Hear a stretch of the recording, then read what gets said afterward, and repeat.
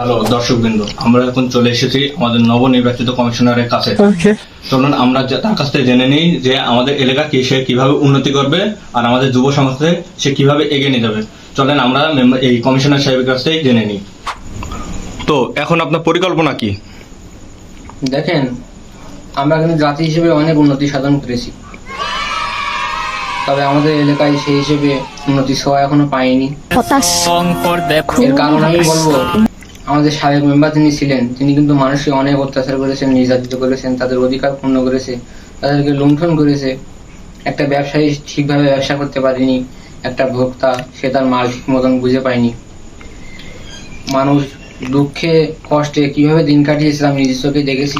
বাবা রে, আমি কিচ্ছু করিনি করতে পেরেই কিন্তু আমি আজকে ভোটে দাঁড়িয়েছি এবং আজ বিপুল হয়ে জয়ী হয়ে কিন্তু আমি তো এটাই আমার পরিকল্পনা আপাতত। তো সাবেক মেম্বার ইয়াসিন আলী মানুষকে কিভাবে লুণ্ঠন করতো আর মানুষের কিভাবে স্বাধীনতা কেড়ে নিয়েছিল, আর আপনি তা এখন কিভাবে ফিরিয়ে দেবেন? তিনি মানুষকে অমানসিক নির্যাতন করেছেন, তিনি মানুষকে লুণ্ঠন করেছেন, তাদের অধিকার লুটে নিয়েছেন।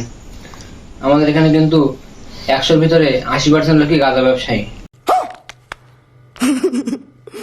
তো যারা আমলে মানুষ ওপেনলি গাঁজা ব্যবসা করতে পারেনি, যার কারণে এই গাঁজা ব্যবসা না করতে পারার কারণে গাঁজার দাম কিন্তু তখন আকাশচুম্বী হয়েছিল।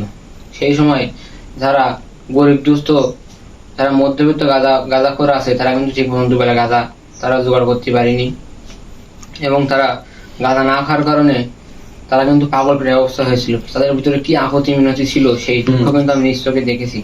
সত্য।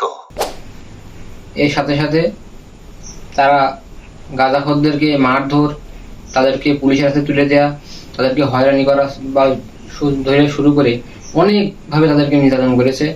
बंद करो, हाथ जोड़ के मैं मोदी साहब से गुजारिश करता हूँ।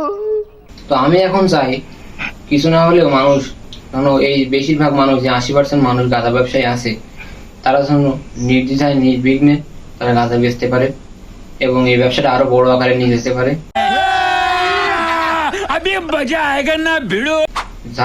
যার কারণে হবে কি, গাঁজার দামটা মানুষের নাগালের কাছে আসবে এবং গরিব দুস্থ মধ্যবিত্ত যারা গাঁজাখোর আছে তারা কিন্তু নিয়মিত গাঁজাগুলো পাবে